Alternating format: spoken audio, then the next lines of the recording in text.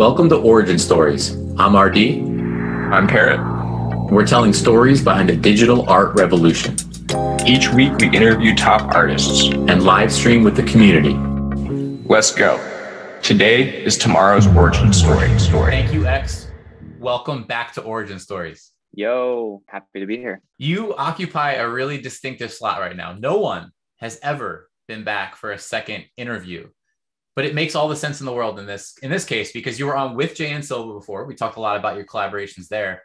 Just felt like you needed your own space, needed your own mic. And so take this question wherever you want to go with it today. ThankYouX. Okay. What is your origin story?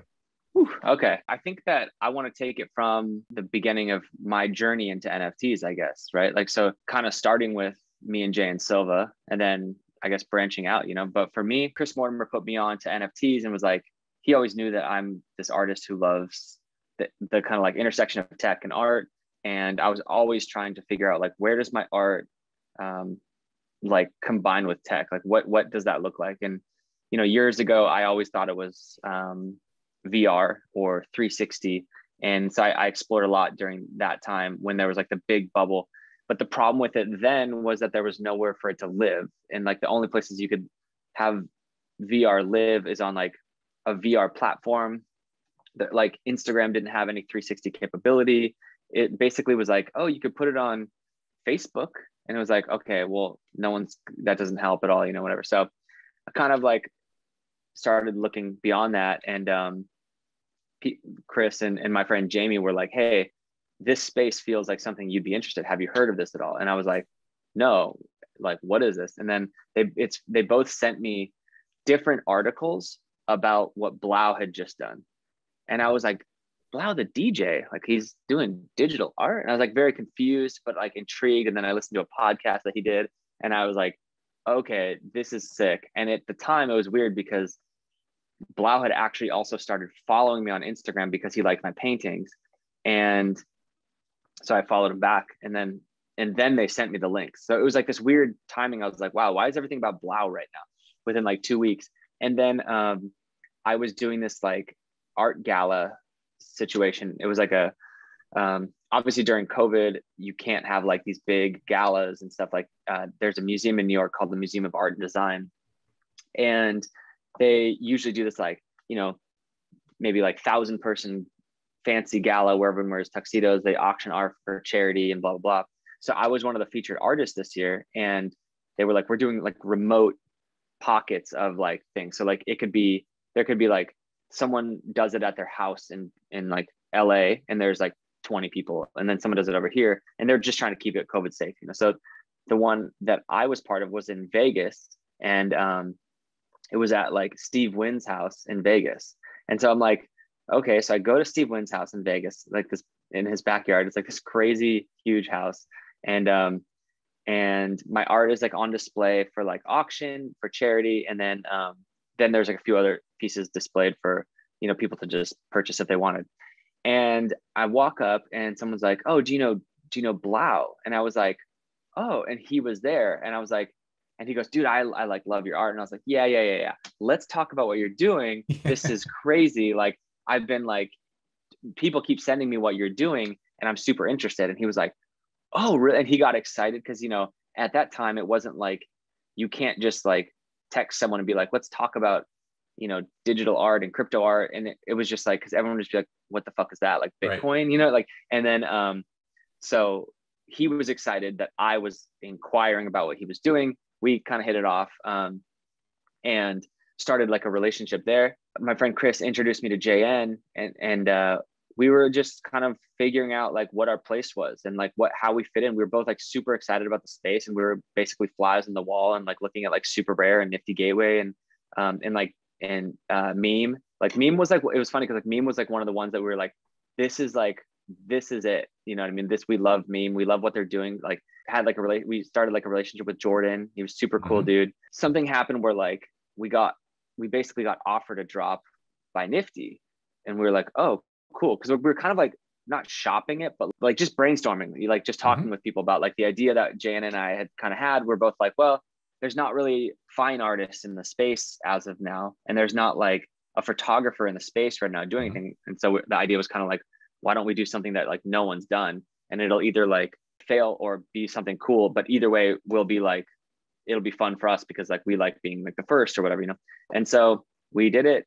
Tommy from NiftyGateway was like, this sounds awesome. Like, Nifty's been a fan of yours already for a while. We actually tried to reach out to you. And I was like, I didn't know that. Like, you know, so we went with it, and it was awesome. And we just kind of connected and did what we did, which was December 30th, 2020. And yeah, I mean, then the space like exploded, you know, kind of like overnight. And me and Jan had to like sit by as we were like working on our next drop and be like, well, fuck, like our next drop is in March, like, you know. And we were like, even at the time, we were like, well, we don't want to do a drop too close to it. We want to space it out because we like, even him coming from like the photo world and me coming from the art world, we understood the idea of like, well, you can't just do like something back to back to back to back. You have to make it special. And we always wanted to make everything special. So we were like, cool, March sounds good. And then meanwhile, we're like so in love with the space that like, as you know, like we're sitting in Twitter, we're like in Clubhouse every single day, talking on stage, helping people, blah, blah, blah, like trying to explain to our friends who aren't in it, how to like what they could do possibly, you know, whatever. And then, and just like hosting, like me and Jan, I feel like hosted like everyone's rooms for them. Like when Fuck Render had a drop, when Victor had a drop, when, so, you know, we were like the guys, like there's like a handful of us, but we became like the guys that were like helping because we just were already out on Clubhouse. Like I'd be sit on Clubhouse just while I'm painting, you know, like, and just talk. And everyone's like, how do you have time for that? I'm like, dude, I just sit alone in my studio. I'm like a social person. So I feel isolated in my studio. That was like, Clubhouse was the best thing because it made me not have to like be distracted by a person in my studio, but I could just like chime in when I wanted to and still get my work done. But so yeah, we hosted a bunch of rooms and then kind of got FOMO basically because like everyone was like, it was just like, holy crap, what is happening? Like we saw these waves of people coming in and like, and we were just like, oh man, this is crazy that we're just like doing this right now, but you know, we're going to miss the boat because it's, you know, March, whatever. And then meanwhile, it's like obviously pretty crazy. Yeah. What were you going to ask? I was going to say, there is not a better Clubhouse host in the history of Clubhouse than ThankYouX. Oh, dude, I don't know if I agree with that. Thank you. I like to be like a co-host. To be honest with you, I get like a lot of like nervous anxiety of like, am I doing a good enough job? Like I remember when Too Much Lag, we were talking about like his first Nifty drop, and I was like, dude, so like, do you have a Clubhouse? He's like, no, I don't know like how to do, you know, like whatever. And I was like, no one's hosting one for you? He's like, no. I was like, dude, I'll host one for you. And he was like, dude, would you really? And I was like, yeah, man. And then we did a call, and he like, because I was like, all right, your drop sounds confusing as hell. Okay. Yeah. Like, and he's not like a, you know, I was like, you got to get your elevator pitch. And he's like, I don't know. Like, it's too long to explain. I was like, you got to get it. So like, we got on the phone before and he explained it to me in detail. And I was like, cool. Still don't fully understand. However, now I kind of understand what I need to ask you in Clubhouse. And so I remember like his specifically was such a rad one because it wasn't like one of those rooms where it was like, oh my God, like super overhyped. It was a very like intellectual conversation, a deep dive into the meaning and the art and all that stuff. And I felt like it was like a real connection versus like a hype room, you know, which I love. Obviously the hype rooms are fun and stuff like that. And like, I love Farouk and he's just like a good hype man, you know, he gets everyone's energy up, but like this one was like a deep dive into that. And I remember just like him afterwards, like texting me and being like, dude, thank you so much. Like, and it was just like, oh, man, I don't know. Like to me, I didn't know if I was helping, you know, I don't know, but then he felt like it had some big impact. And I remember also there was a Blake Catherine Tove Lo room that you hosted. And I ended up winning the piece in that release. And I was in there and just getting all into it. And just thinking to myself in that moment, how good you were at doing the thing. Thanks, man. Yeah. For that one, it was cool because I've been a fan of Tove Lo for like a long time. We actually have followed each other on Twitter for like before she ever put like signed a major label deal or anything like that. And I've never met her, but like I don't know if she liked my art or whatever, but like someone had sent me this like unreleased song and I was like, oh, this is a hit. And it was like it was the song that like blew her up basically when it came out. She has a label called Neon Gold Records. Jenny and Derek from Neon Gold Records are like good friends of mine and just from honestly like December, they were like paying attention to the space, which is like pretty early if you're like in music. Jenny and I actually used to work together. She was like my like day-to-day manager. She was like, oh, do you want to like consult for us and stuff? And I was just like, no, because like I don't have I might not have the time. This space changes so much that like I can't commit to like anything else except for like my career basically, because I don't know if all of a sudden I'm gonna be too busy to help you. And then I feel bad. My path that I chose with that, especially because I have a lot of my friends are in music, was I'm not gonna take money to help people. I will help you for free when I can, you know, as much as I can. And best of luck. I felt like with that one, they were like, oh, do you want to, you know, help to this Clubhouse? And I was like, hell yeah, I love Blake Catherine and I love Tove Lo. And what a perfect combo. And I'm actually the one who connected Tove Lo's team with Blake Catherine, because they were like asking, and I've done this for like a million music people now. They were like, hey, who would be good for this person? And I'm like, oh, this person, you know? And for me, like, it was like, you know, I already had my eyes set. And at that time, I already knew I was doing the Hans collaboration. And so like, there was all these big opportunities. And I was always like, wow, I love that artist, but it doesn't make sense with my art. And I was like, oh, like, because at first it was going to be either Charlie XCX or Tove Lo. And I was like, Blake would work both with, or Blake would like be perfect for either one. Right. And then I don't know how that ended up being what it was, but that was an amazing room, I think. And it was fun. And I remember telling them, I was like, oh, I don't think you guys understand. Like, Tove Lo, like, I don't know if you know, but like Roger is like the sickest dude to have, like, to like be bidding on this right now. So that's so sick. It's not just like some random guy who's like buying something. It's like, that's Roger Dickerman. He's like a key voice in the space, you know? So I was like, that's like a bigger deal, you know, than you think it might be. But I remember that was cool. Thanks, man. Yeah, I came away from that room smiling. So I attribute fun. that to you, and I will always connect you to that artwork. So I kind of view it as like it was like a triple threat collaboration. Nice, yeah. You know what's so funny is I actually had this idea, and this was like one of those like I told you before we started recording. I love to give people free ideas that I just like to see. Maybe I don't have the time to execute, but I want it to be out in the world. So Dylan Francis and Chad Knight and Tove Lo and Blake Catherine had to drop the same day. I'm friends with Chad and I know Dylan a little bit, and I'm friends with Blake and I know Tove a little bit. And so I was like, why don't we either combine the rooms? Like, what's a way that we can like make both of these win? And I was like, this is such a unique situation. We have two music people and two like artists. I was like, what if you buy both drops? You get a remix of Dylan Francis doing he remixes a Tove song, and it's like, and then like Chad or Blake remixes like the thing, and it's like you get this combined thing where like maybe it's like, okay, for the first, you know, for 20 lucky winners or something like that, you know, and it becomes limited. It's like an airdrop. But I was like, it would be so cool because it's like we have a DJ who does like remixes and then a singer. Like, why not do the remix, you know, like, and have it be this whole mesh thing.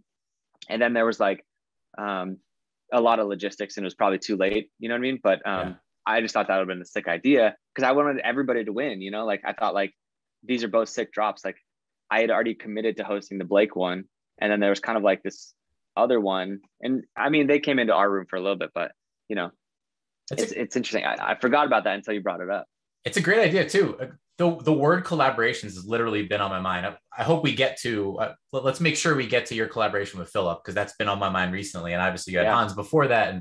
But collaboration, just that word and the level that you're taking it to there, it's such a unique moment in time. Like, when would that ever happen again? Those two specific artists, those two specific people in music, all coming together to produce something really, really unique.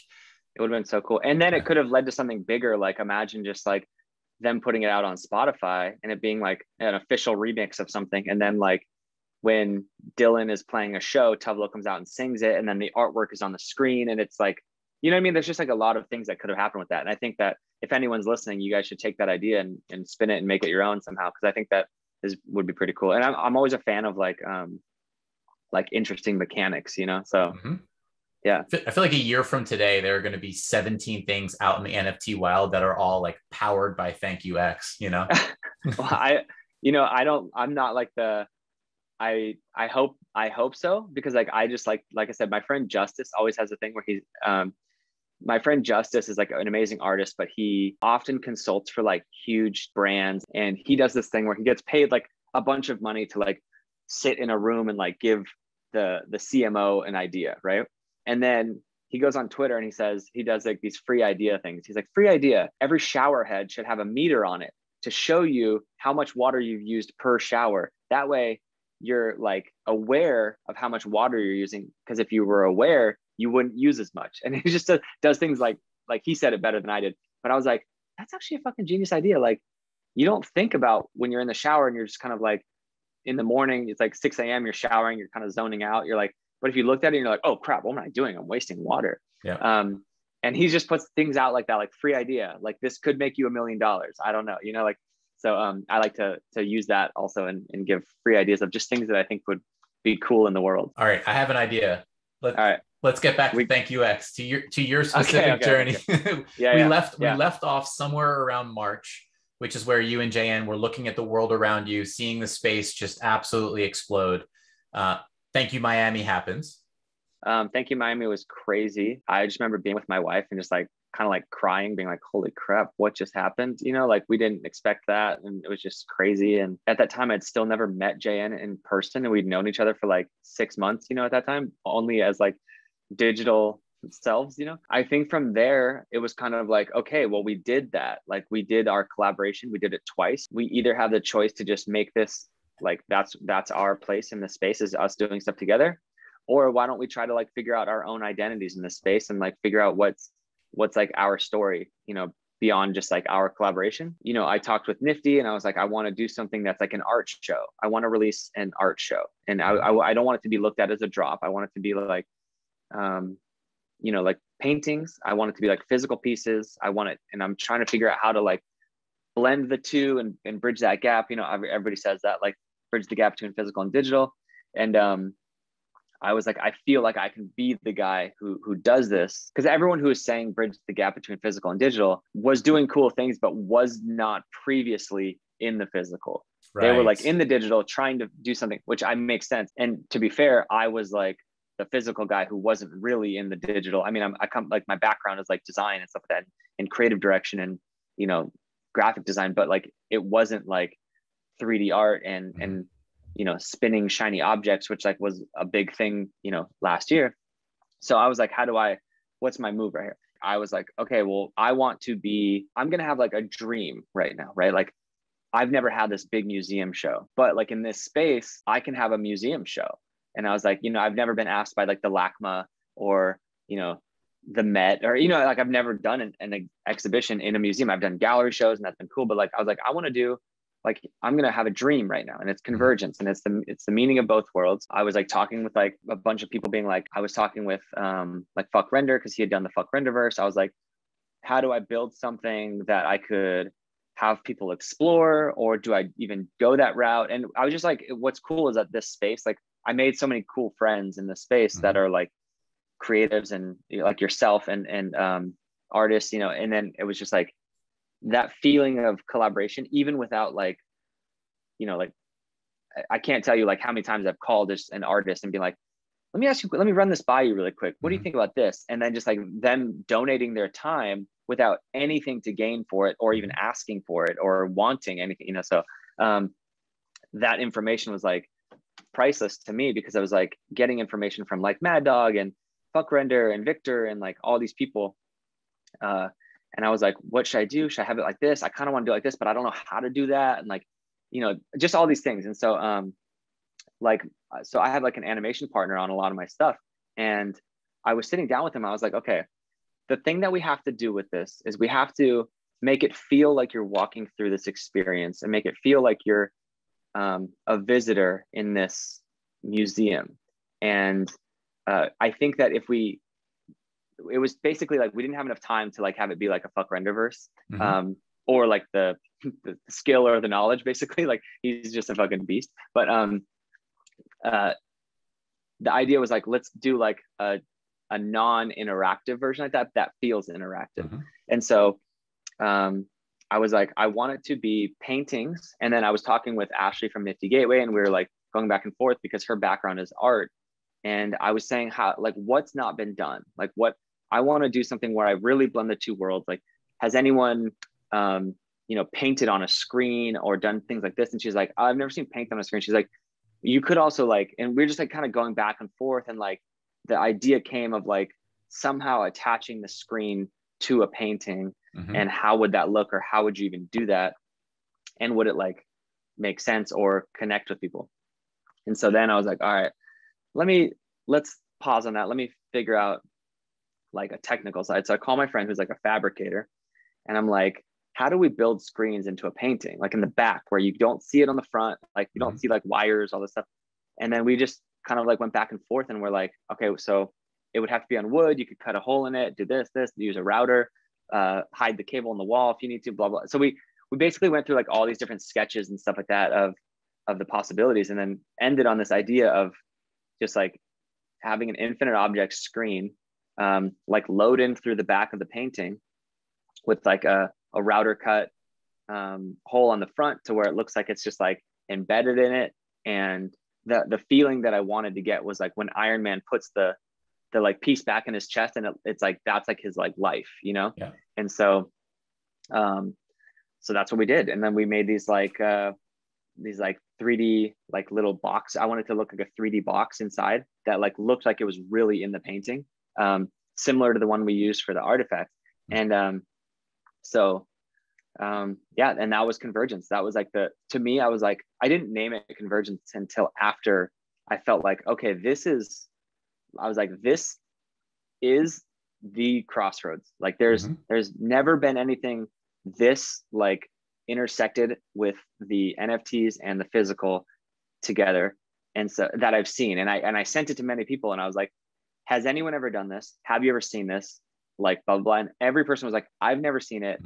This is the first, this is cool. And I was like, okay, cool. I made 5 of them.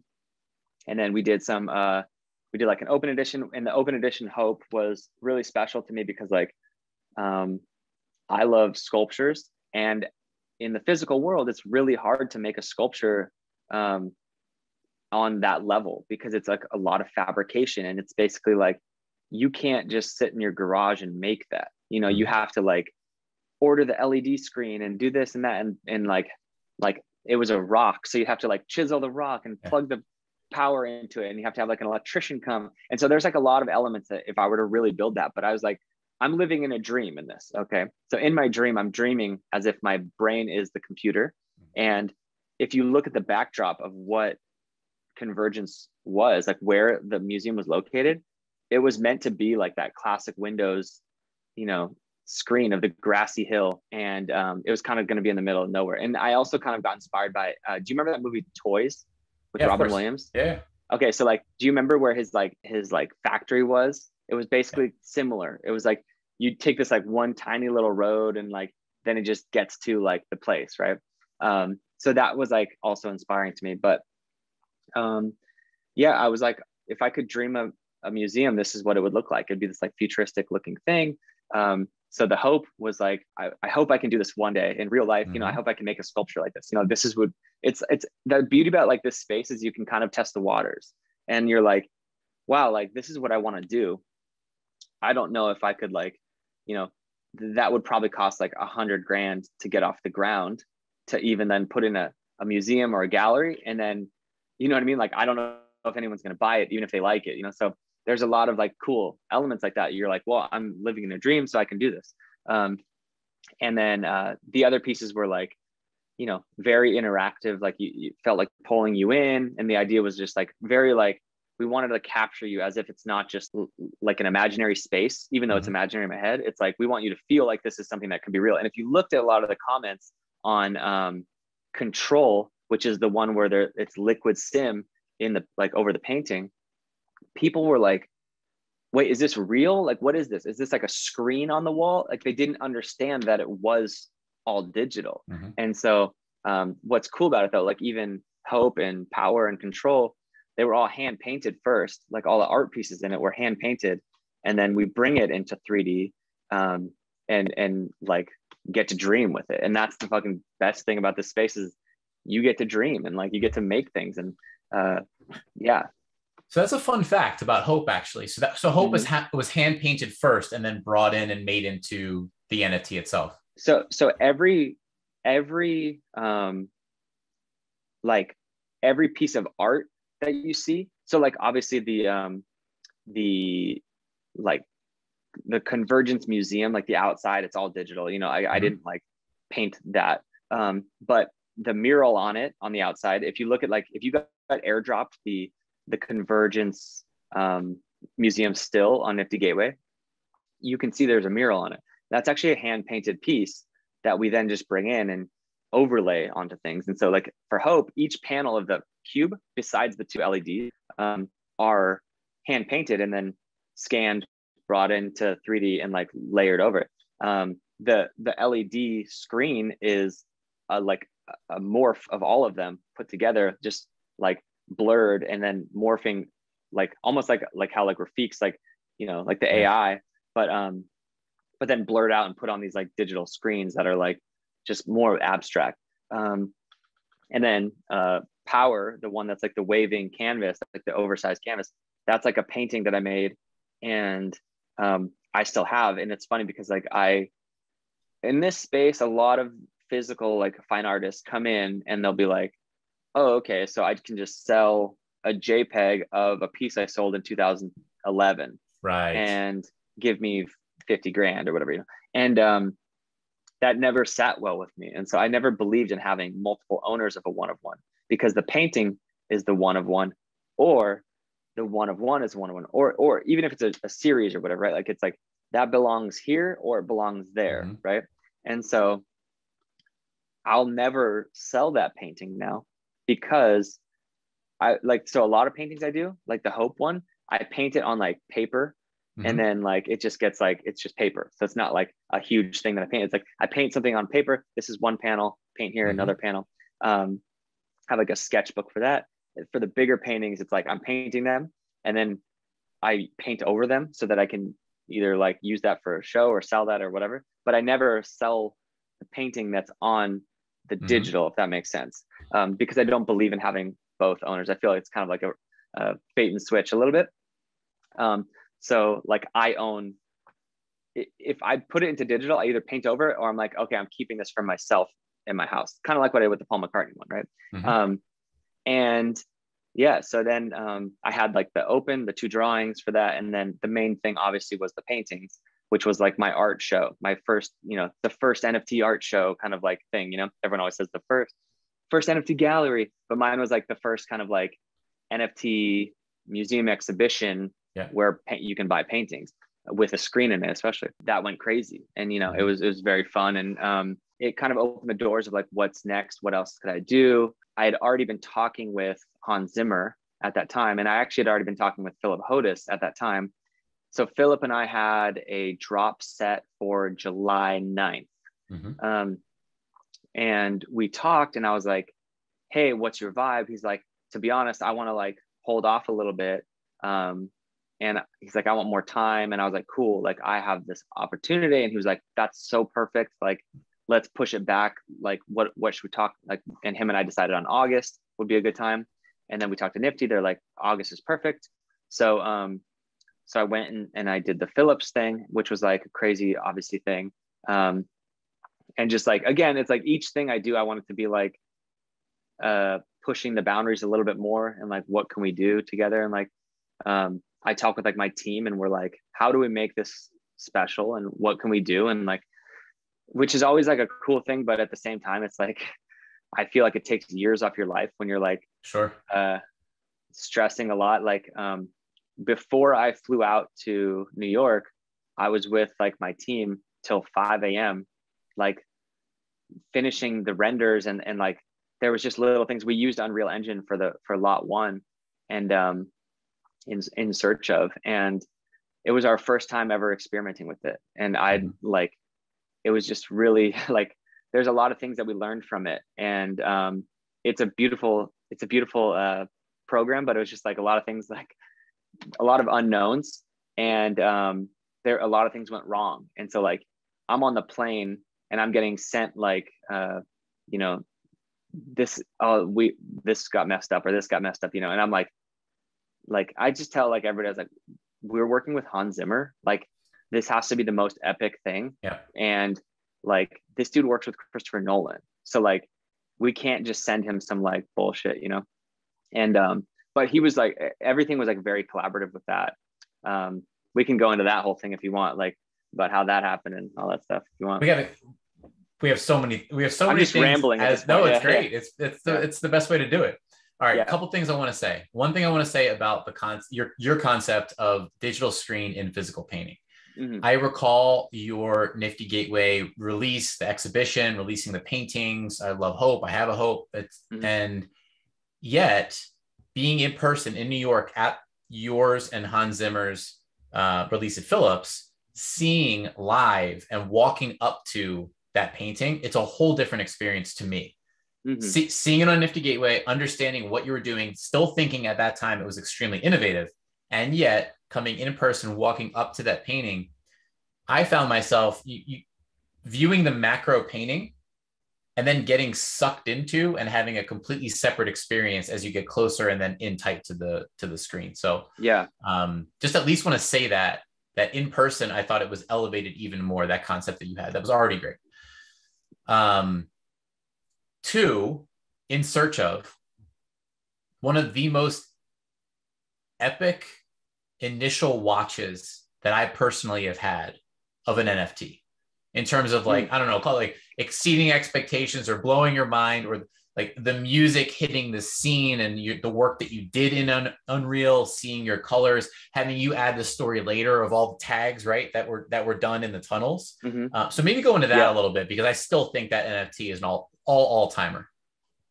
Yeah. So again, like when we do things, it's usually in Cinema 4D, and it's like it's a whole different ball game when you're doing something like that. That's a 2-minute and like 30-second NFT, which is like no joke. You know, like usually they're like 15 seconds. You know, a loop of 15 seconds. That one is a 2-minute and 30-second full loop, like actual like perfect loop.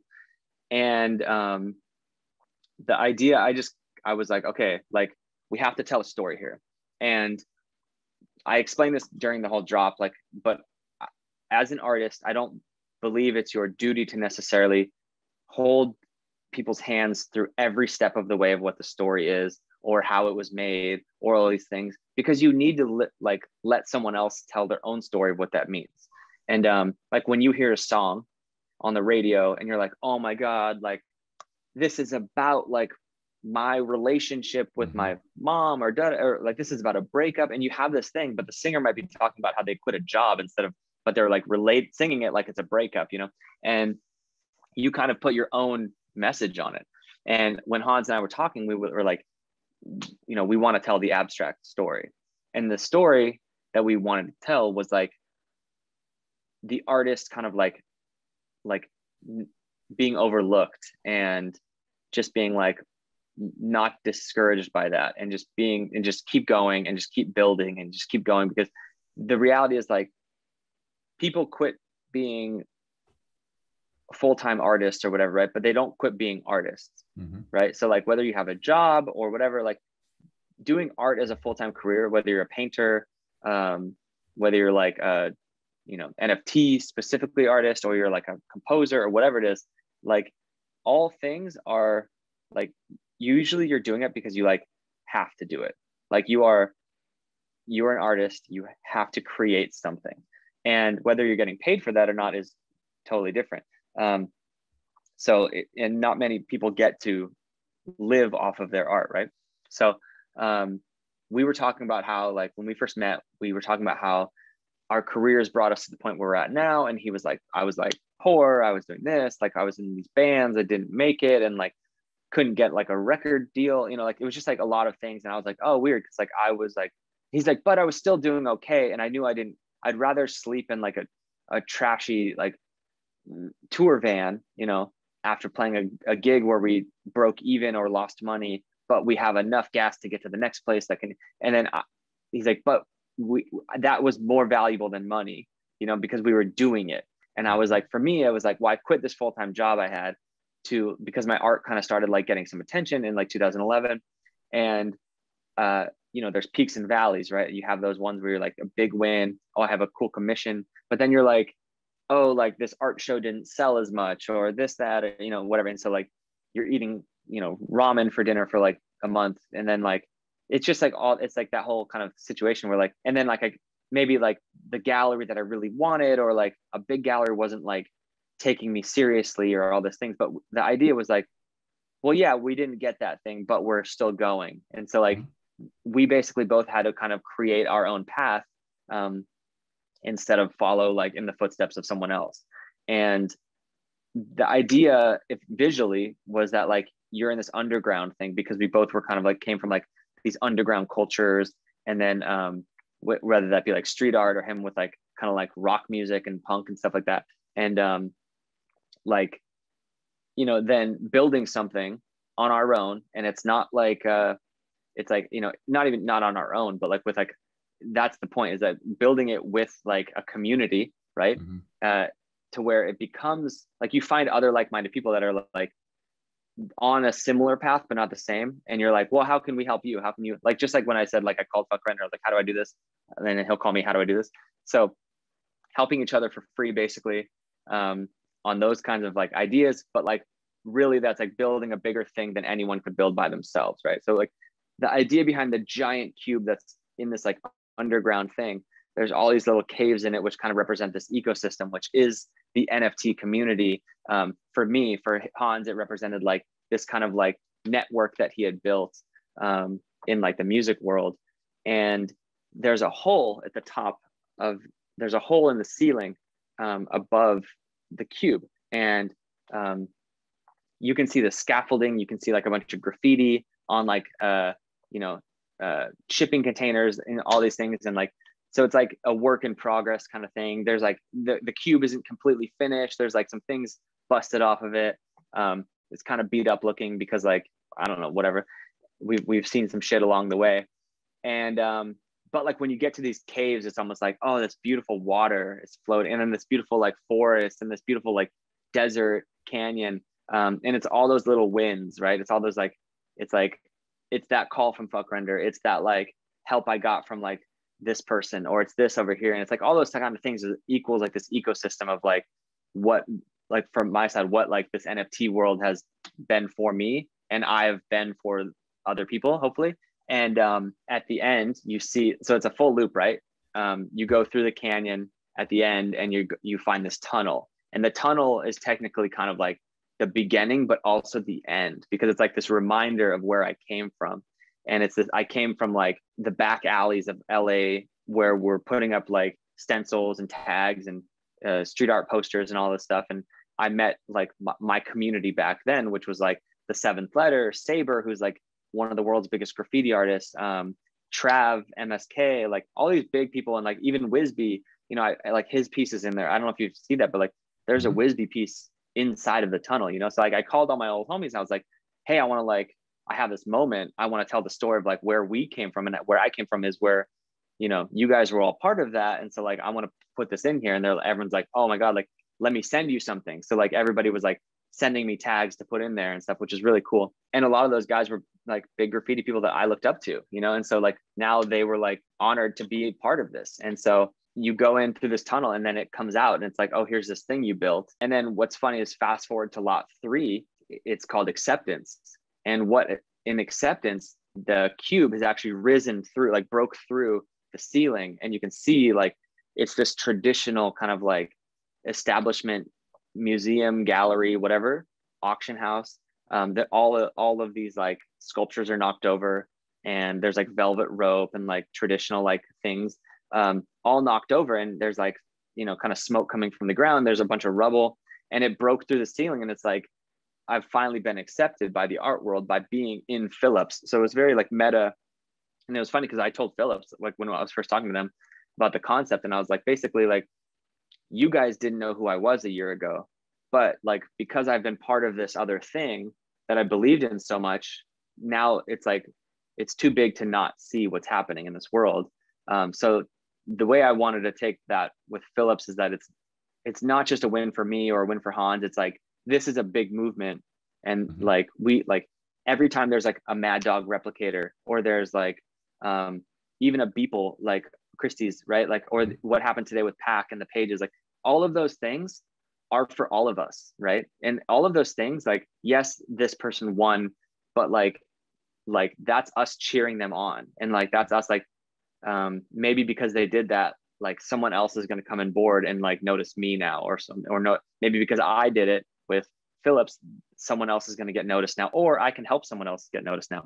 The idea of acceptance was like, I'm here, I'm in the physical art world. I've never been in an auction house. You came to the event. Like it was a very cool, like classy event in Phillips, like in like a very expensive, like looking like building, like, you know, like that's like the kind of thing that you dream about. And I stayed in New York one summer and I stayed kind of near where Phillips was. And I remember like always like you walk to the subway, you walk past Phillips, and it was like their older building. It wasn't, they've remodeled it since then, but I always remember walking by there and like, there's a couple buildings around there where you look inside the lobbies, there's like a Frank Stella painting and you're just like, man, that'd be so cool to have like something like of mine in one of these places, you know. I got to do it. And that was like a huge, crazy thing for me.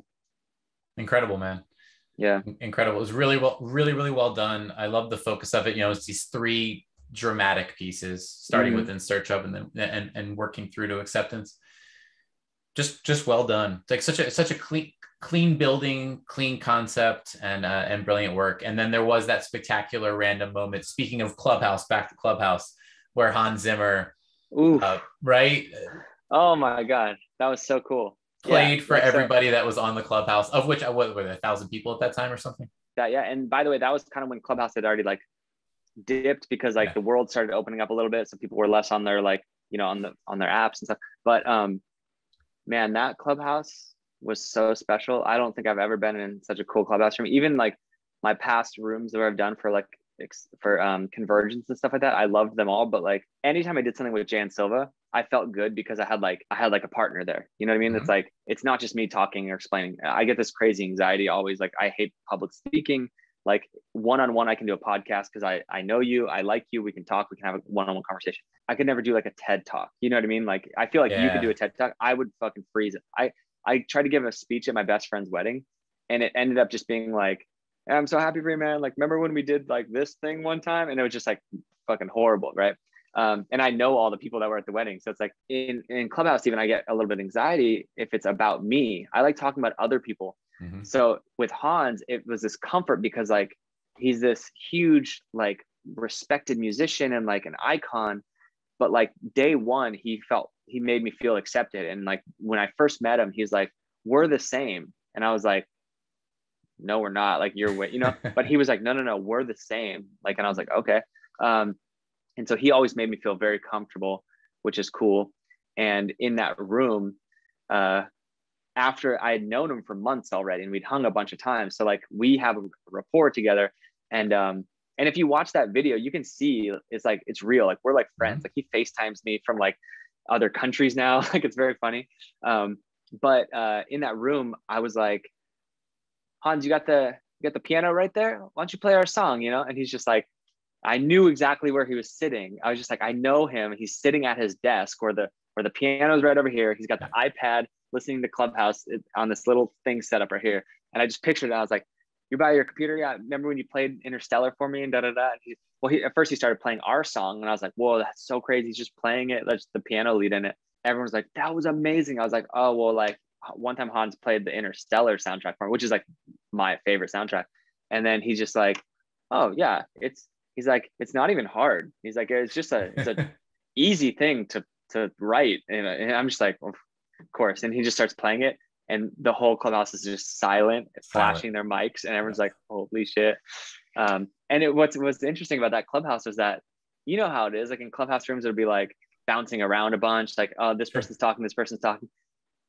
People were texting me being like, I have nothing to add to this. I was like, dude, ask a question, like talk to Hans, like, you know, whatever. And I was texting with Victor Mascara and I was like, dude, ask him something. And he's just like, so I just started like calling people. I was like, Victor, what's up? What are you? And he'd just be like, I don't know what to say right now. It was very funny. And it just felt like one of those very special moments that I'll never forget in my life. And I'm so thankful for it. It was amazing. It was amazing. One thing too, actually, like that really was important to me this year was like, I had a baby, and like that happened while I was painting Convergence. I had met Hans that night my wife went into labor. We got back from the hospital, you know, a couple of days later. We had like a hand delivered gift from Hans, which was like this basket, and it was like this baby blanket with like this custom. It was like all this like special, like it wasn't just like go to Target.com, order blah blah blah. It was like this thing, and he was like, I ordered this when I had my kids, and this was the best thing ever, and you needed it too. Congratulations. And like he signed this card, and my wife's name is Eden, and the card was he wrote music notes, like he wrote like the bars, you know, and then he wrote the music note for E D E, and then just wrote the letter N. He said, "Congrats, Ryan," and EDE. And so he like wrote it out as like a music, and it was just like this very thoughtful thing. And I just like remember being like, this dude is like a genuine person too. It's not just like some guy who's coming in and like, how can I make some money or whatever. It was just really cool. And we have like a genuine connection. I'll never forget like him sending like a gift for my baby. You know what I mean? It was just like wild. What a nice touch. What a nice touch Very to come nice back touch, to.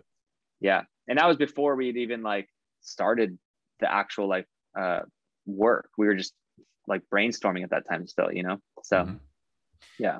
So let's go from Hans Zimmer and Phillips Auction House now back to Filip Hodas. Filip Hodas and we connected, I want to say last year or 2 years ago, just by being fans of each other. And we were like, he was a fan of my paintings and I was a fan of his worlds that he would build. And it's the kind of thing where like, it was the same kind of thing with a couple people that I've been friends with, like that are like known as digital artists, that we've been talking and DMing before NFT space happened, you know, or before like either of us were aware of the NFT space. And we would always be like, oh, it'd be fun to do something like with each other's styles, and like maybe we'll get some Instagram likes, and you know, that'd be cool. And with Filip Hodas, I just like always was connected with him. I like love his stuff, and it's just so powerful. And I know you have that piece behind you. We like asked each other questions of what are we gonna do, whose world is this gonna live in, you know, because it's like we've obviously have like two different worlds, right? Like I'm a painter, and he's this like amazing 3D, like almost like post-apocalyptic feel to things. Like we ended up going with his like living more in his world, because I was like, man, I just like, we gotta have these like vines, and we gotta have this like destruction, you know what I mean? Like it has to have that, like it needs that Philip touch. And so we decided what we wanted to do, and he was like, what cartoons did you watch as a kid? As a young kid, I was like, I loved Tom and Jerry. And then when I got a little older, I loved Ninja Turtles, and I was like all about Ninja Turtles. And then when I got a little older, I liked Ren and Stimpy because it was a little smarter and like crass. And then we ended up picking the Tom, sorry, and one of the Ninja Turtles. Yeah. And so we decided to do 2 characters and 2 cubes, so that it's like an even thing. And man, that process was so cool. I just remember like, and what's cool is like NiftyGateway has like its ups and downs. Like obviously it's always great, but like, you know, you see like a lot, like the waves come in of the whole community, right? I felt like he didn't get a fair chance at his last drop, right? His last drop kind of got like fucked up. I was stoked to be part of like his first time coming back to NiftyGateway, you know? And I was like honored that I got to be part of that, because he's such a fucking legend, and he's such a nice dude, and he's an amazing, amazing artist. It just worked. Like our styles, like you saw, like it was like these bright colors from me and abstract kind of like patterns mixed with his like just dirty, grungy, like, you know, Left for Dead scene. And it just gave us like beautiful juxtaposition. And I remember we were like going back and forth, like different like overlays of what, like which ones would be better and where would they go and all that stuff, and like should this cube be floating or should, you know, whatever. So it was just an amazing experience. And like I hope we can do more together. I think that we probably will, probably next year, I think like top of the year maybe, because I think that it's just like you saw, dude, the community was like, oh, this is it, you know, this is a thing that we love. And so I love collaboration. I think that it's something that you couldn't think of on your own, you know what I mean? And he brought a lot to the table on that one, and so that I was very honored to be part of that. And you own the one of one. That collaboration was one that, I mean, obviously I'm all in on both of you, right? Let that be said. I'm extremely biased to both of you. I think you're both legends in your own right. I think you both know who you are incredible people, are pursuing incredible things. And so hearing and then seeing that you came together in that collaboration, number one, I'm like, get me there. Let's figure this out. How can I possibly get one? And then I ended up just obsessing. And I think, by the way, with that, like the how do I get one was what we wanted, because we wanted people to be like, we limited it to 100. Yep. And like, I think knew that like 100 people would do it. It was a very fair price of like a very fair buy-in price. It felt like it was a very like even playing field for everyone to have a chance. Right. Mm-hmm. Yeah. So like the idea of like, how do I get one? I was like, I was trying to buy one off the secondary. I was like, I'm not going to bid and try and get a drawing, because that's not fair, you know? Yeah. But like, I want one. I really wanted the Ninja Turtle, Mutant, which is funny because we named it Mutant. And then like a week later, the Mutant Apes came out, and I was like, oh, good name. How perfect is that? Yeah. Yeah. And so I was like, I really want that. And then like, it just got so like, it went so high. I was like, oh my God, like this is going for like way more than I thought it would. I thought it'd be like, oh, okay, I'll pay like a couple $100 extra or something like that. You know, like I'll help like someone will make a couple $100 off me. And then I was like, oh my God, it's like a few thousand. Like, okay, I don't know if I'm like ready for that. You know, that whole like limit, like keeping it very limited was like a key, I think, to the success on that one. For sure. And there were so many multiples entrants. Like, I think there were over 1,000 entrants, right? For 100 1,450 entrants, entries. Yeah. So I remember just sitting there knowing, like, kind of knowing that I wouldn't get one. Like, I obviously put the entry in, but then I'm like, all right, do you ever win the drawings or like the packs? Okay. The answer was no, but I have to admit, I won a Fuck Render drawing on the Fuck Crystals extension, like the out of 20 edition. So some of my luck has been made up for, but I was 0 for like I felt like a couple hundred drawings. Yeah. My friend Chris, who I told you guys about earlier, who got me into this space and introduced me to Jay and Silva, our other friend Carl, and then we'll bring it back to me, but this is very important. So Carl would always buy like open editions and kind of like, you know, sell them here and there, but he just loves it too. And he bought, I don't want to say which one it was, but he bought a pack. And because Chris was like, hey guys, we should, like, this is a good, you know, it's good odds on this one. Like, let's buy this pack. Or it's like, you know, terrible odds, but like, what if, you know? Yeah. And then, so we all buy like a pack. I don't get one. Chris doesn't even get one. Carl gets one. It's the one of one, and then ends up selling it, like putting it on, you know, secondary market, and makes a huge sale to one of the big whale collectors. And it was just like, when you say like you're 0 for 100 or something like that, is like Chris and I always enter drawings and never win, right? I think I've won like one like pack drawing, right? Mm-hmm. First one Carl does, wins, goes to like this huge thing. We're all like, fuck you, dude. Like, but you know, it's like going to Vegas and hitting the jackpot for the first time, and then you're gonna keep going back now. You know what I mean? So it's funny. But yeah. So you got the Fuck Render Crystal limited one? Yeah, the Breathe. So I was pretty jazzed about that, man. But with yours, I was like just assuming, I'm like, all right, I'm not gonna get this. So I was competing with you on your own secondary market, just like, I was watching, and you came in, and I was like, well, I can't now. Fucking Roger got. And then I ultimately ended up like talking to the person who had the 101, and we worked something out. And so, yeah, very happy. I'm stoked for him, because he seems like a very cool guy. Like, he was in the Discord, and he was stoked, and yeah, it was just seemed like a cool. He was like, wait, I won. Oh my God, I won. Like, everyone's like, who is this person? And like, yeah. And he's like, oh my God, it's me. It was a great talk. It was very respectful. It was, nothing but love. It was one of those, you know, there are these transactions every now and again where either you're collecting something or someone else is collecting something that you possess. And it makes you smile either end that you're on, because it ends up being a win-win, and you show each other all the respect in the world. What I do want to say to wrap that drop up, the least rare piece, Evicted,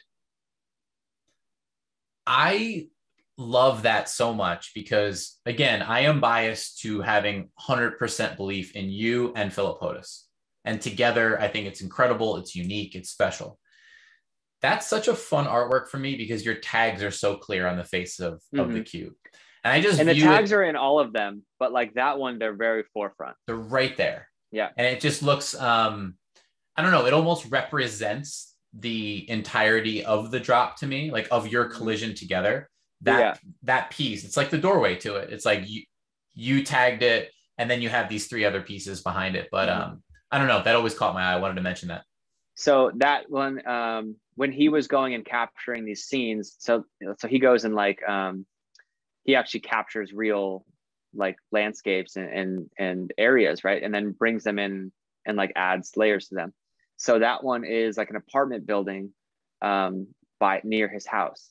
And so what I felt when we started messing with the cube inside or like behind the apartment building was that it felt to me like the kind of thing where like, hey, like when you come home, all your shit's outside. You know what I mean? Like you're out, you know, like kind of thing. Yeah. And so like, I just felt like evicted because it's the apartment building.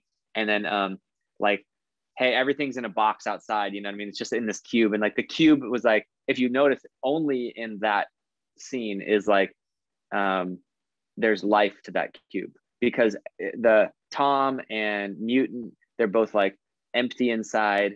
The treasure is kind of like in the trash. Like it's like trash day. There's all these trash bags next to it. The reason it's called treasure is because like one man's trash is another man's treasure. And it's kind of like dead, right? There's no light coming from it. There's nothing. But with Evicted, there's a light source inside. So there's like more to that story. There's like something in there, right? So that's why in my mind, it's like, it's all this like, hey, all your shit is inside of here and like you're kicked out like onto the next kind of thing. So also too, like we're both artists who have struggled and like gone through our own hardships and like, you know, had to like borrow money for rent, you know, over the years or something like that. And like, and so like we both have that like, you know, that feeling of we've gone through some shit, you know, to get to where we're at. And yeah, so it felt like a fun piece. And it was funny because like when we decided that was going to be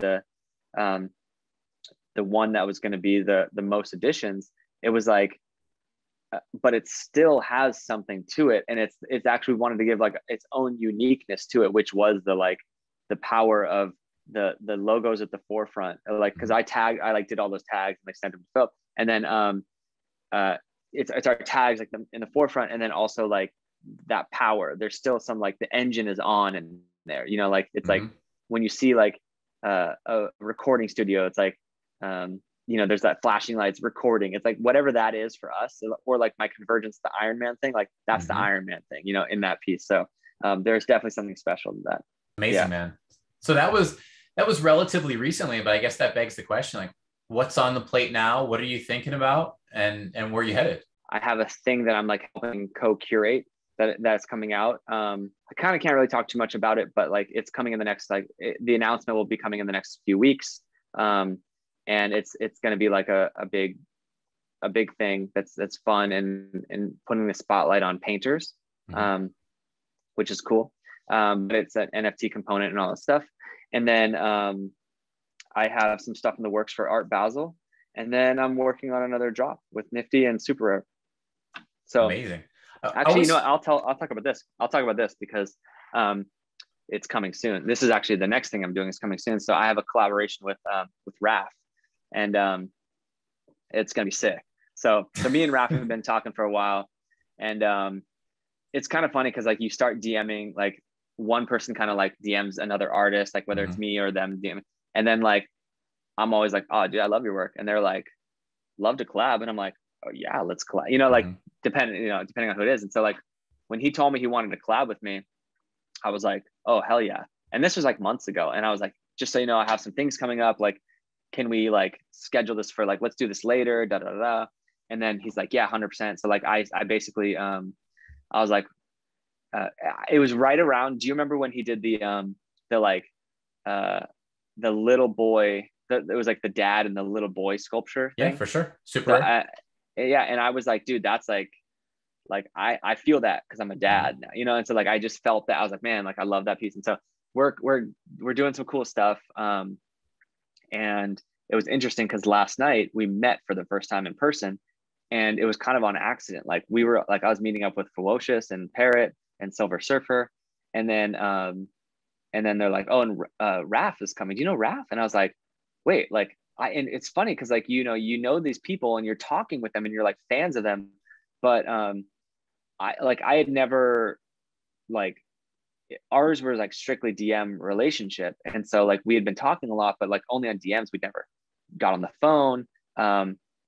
We both had a very clear vision of like what we wanted to do. So it was very like straightforward with me and Philip. We were like, well, like, where do we sit with this? What should we do? Da, da, da. So we like got on FaceTime and all that stuff. But with Raph, we were kind of like doing it all through DM, which is like each collaboration I've done is like very different, which is fun and nerve wracking at the same time. But with him, it was like, for some reason, I thought he lived in Europe. I thought he was like this, like, I thought he was just like this Italian dude, whatever, like that lived in Europe. Because I remember someone saying he's like Italian. And so like in my head, I was like, oh, he lives in Italy, But then I found out that, so when I met him, I was like, dude, I had no idea. He actually lives 20 minutes away from me. Amazing. And I'm like, dude, why don't we hang out and do this in person? So we're probably going to work on it in person now, which is amazing. He's like he's Italian, but from Brazil. And I was just like, I just had no idea. And so we hung out last night and it was amazing. And we talked more about like the collab and stuff. So we're going to do that on Super Rare. And it's going to be my first Super Rare release. I've been waiting to do something special in there. And when we were talking, I was like, this is special and let's do it on Super Rare. And yeah, so that's going to be technically the next thing I do. That's exciting, man. That is something I did not know. So I'm learning on the fly here, and it's another two legends coming together. Yeah. You heard it first here. And I honestly, like, it's a dream for me because like coming into this world as like a painter, it's like, I've always told people, and like I've been saying this since like last year, it's like in the history of like the art world or whatever, like right now there's still like a split divide, right? Of the traditional world being kind of like NFTs, digital art, it's all fake, like right click save, blah, blah, blah. What's the story, whatever. And then, but I've like, because of someone who's from that world and like my background is like graphic design and all that stuff, I was always like, well, like it's still art. And it's like when Fuck Render is making his crystals, it's a different canvas. Like his paintbrush is just different than mine, and like when I work with Raph, his paintbrush is different than mine. And we were talking about like how we make things and all this stuff. And I just think that like when you look back, it's going to be like you're going to see like it'll be like Frank Stella, Jeff Koons, Damien Hirst, Fuck Render, Mad Dog. Like it's going to be like Ferocious. Those names will not be in like a digital category. It will be just in a category of art. And then the medium is what will be like differentiating the two, right? It'll be like Jeff Koons, like aluminum sculpture or whatever. And then it'll say like Fuck Render, like, like Unreal Engine and, Blender or whatever. It's like, it's going to be like different formats is all, right? It's as opposed to like oil, acrylic, And I've been saying that since last year because I feel like someone who comes from the other side of it, from like the like physical side or whatever, like I want to be an advocate for like the new generation, not even new generation, but like this being taken serious, and if I can say it, then maybe other people can see it through my eyes, maybe not though, but I think that only time will tell with that. But it's going to get there. It's going to, I agree. It's just it's just a time scale issue. It's just how long does it take I think it's already tipping, but till we see that through, I don't know. But ThankYouX, before I let you go, say a few words on Life You Make. Life You Make. So I just like the idea of Life You Make. It feels like, we're given certain opportunities in life or not. And I think you can, I've been blessed in my life to have like certain things, like certain doors opened for me.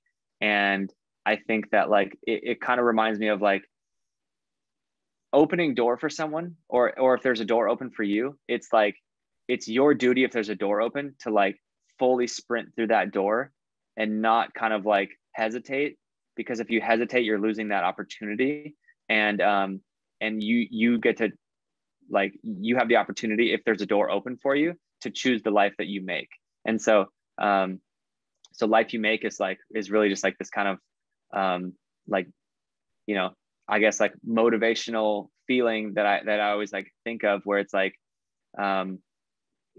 you know, someone's opening a door, like whether that's like, hey, like someone DMing you, do you want to meet up? And you're kind of like, I don't know, like whatever, like, but if you're like, well, why not? Like, let's go meet. What could happen from it, you know? And so that's the life that you make. It's like, you know, you chose that, and life you make, you know? So yeah, it's like a powerful, like, it's like a, you never know, maybe life you make will lead to something else. And maybe that's a key to open another door. You never know.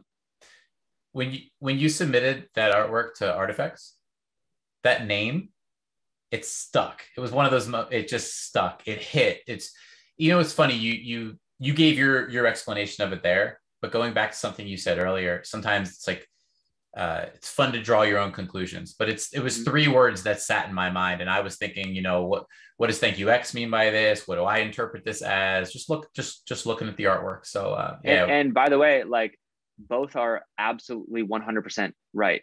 Mm-hmm. Your version of what it means and my version of what it means are both actually right.